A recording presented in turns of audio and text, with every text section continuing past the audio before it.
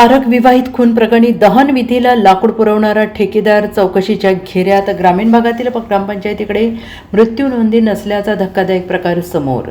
आरग गावात पतीला सोडून दुसऱ्या जातीच्या तरुणासोबत पळून गेल्याच्या रागातून सख्या भावाने सत्यव्वा संतोष हेळवी वय वर्ष 24 या विवाहितेला विष पाजून खून केल्याची थरारक घटना आरग गावात घडली.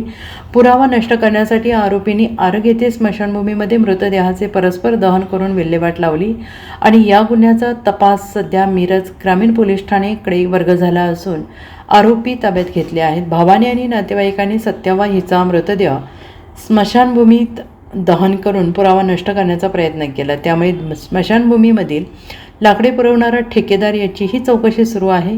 आजार आणि बहिणीचा मृत्यू झाला असे सांगून मृतदेह दहन करण्यात आला, पण मिरज ग्रामीण भागात स्मशानभूमीमध्ये मृतदेहाची कोणतीही नोंद नसल्याचा धक्कादायक प्रकार समोर आला. अशा घटना परत घडू नयेत यासाठी तालुक्यातील ग्रामपंचायतीने पुढाकार घेऊन ग्रामस्थांच्या नैसर्गिक अथवा अपघाती मृत्यूच्या नोंदी ठेवण्याची गरज निर्माण झाली. Bureau report, SBN Marathi, Arag.